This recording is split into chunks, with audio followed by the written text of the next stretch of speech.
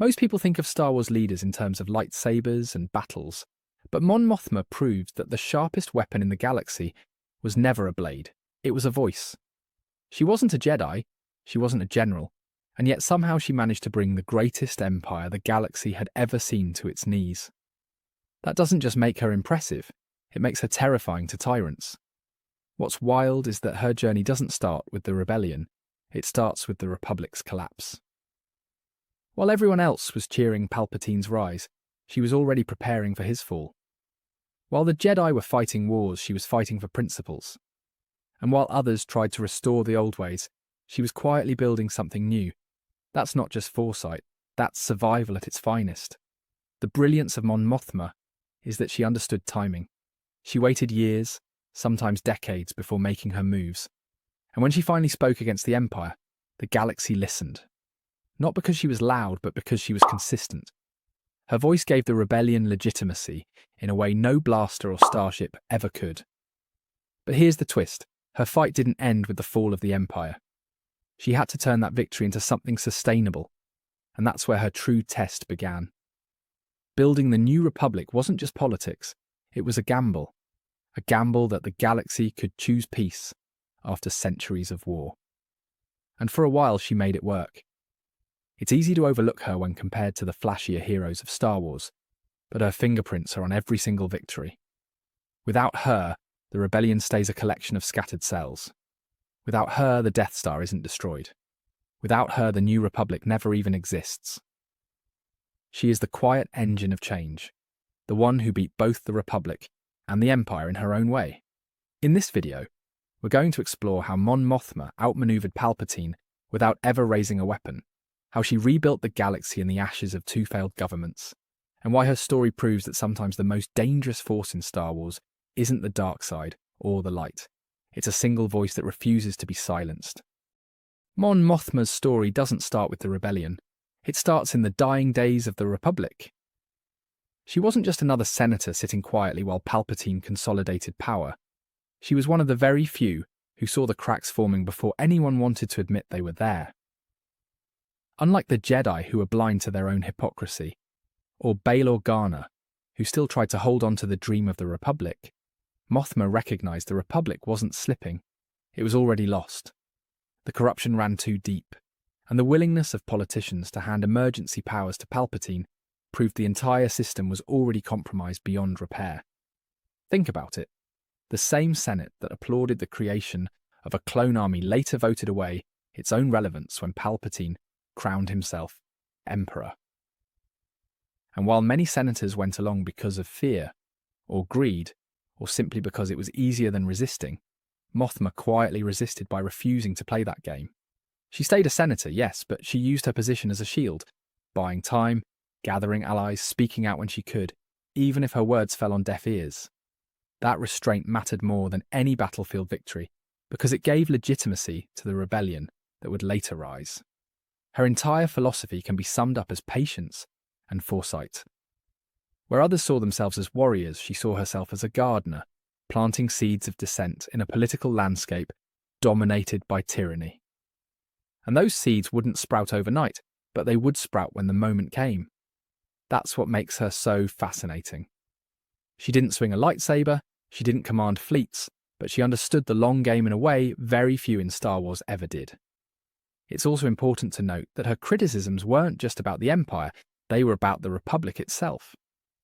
When you rewatch Revenge of the Sith or the Clone Wars, you notice that she and Bail are often the only ones raising questions.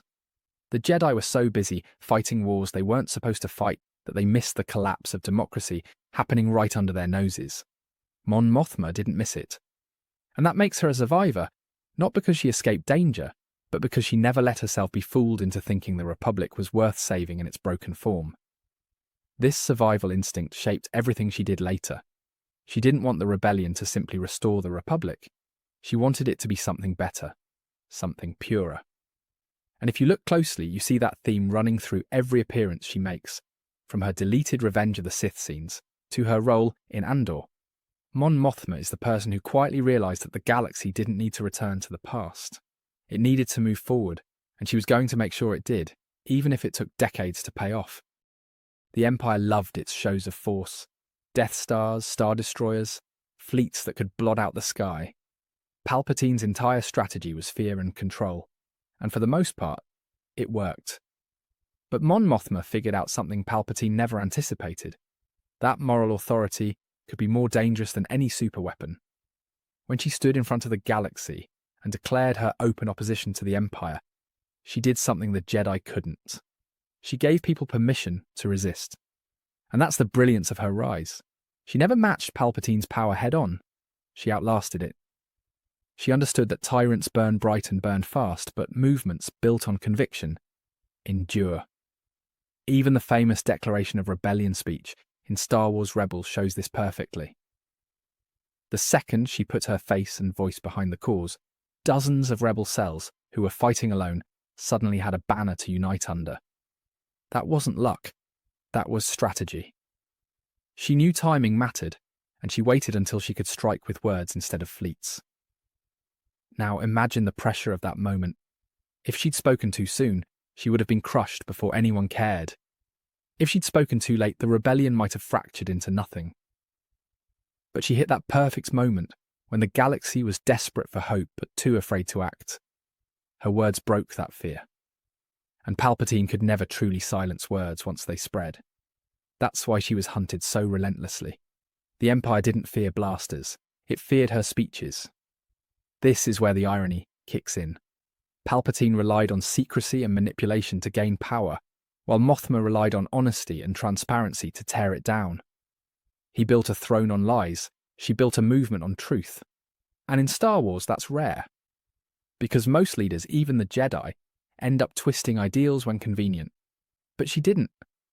She held to her principles even when it made her life harder. That kind of consistency is why she became the voice of the rebellion, and not someone like Saw Gerrera. Her victory over the Empire wasn't loud, it wasn't flashy. It was inevitable. And in that sense, she's the anti-Palpatine. The more he centralized power, the more brittle it became. The more she decentralized power, the stronger it grew. And when the Death Star exploded, it wasn't just Luke and Han who made that victory possible. It was Mon Mothma who created the political backbone that made the Rebel Alliance real in the first place. Defeating the Empire was only half the battle. The harder part was proving that the New Republic could actually last. And here's the kicker. Mon Mothma didn't just win the war.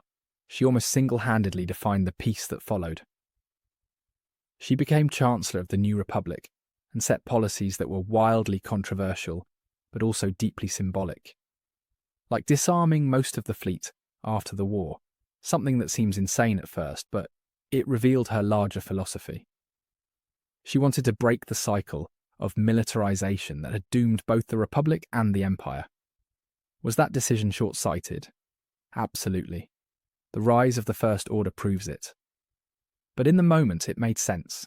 She was trying to build a culture that didn't see constant war as normal.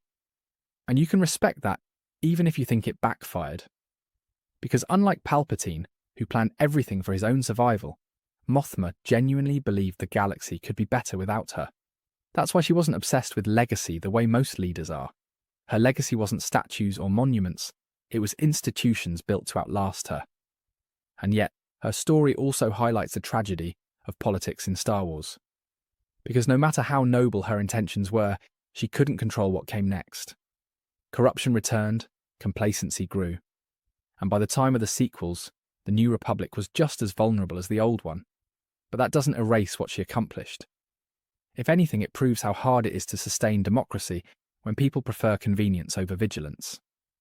Mothma fought harder than anyone to make democracy possible, but she couldn't force people to maintain it. What makes her different from other leaders in Star Wars is that she wasn't defined by war, she was defined by peace. The Jedi were warriors, the Sith were conquerors. But Mothma was a stateswoman who believed words could build something stronger than armies. And for a time she was right. Without her, there is no Rebel Alliance, no destruction of the Death Star, no New Republic. She's the connective tissue between eras, the proof that sometimes the most powerful figures are the ones who never lift a weapon. Her rise shows us something Star Wars rarely admits, that one person, armed only with conviction, can change the galaxy more than any chosen one with a lightsaber. Palpatine and Vader ruled with terror, but it was Mon Mothma who outlasted them, and that's why she's one of the most underrated characters in the entire saga. Her story isn't about battles, it's about belief. And in the end, belief is the one thing the Empire could never kill.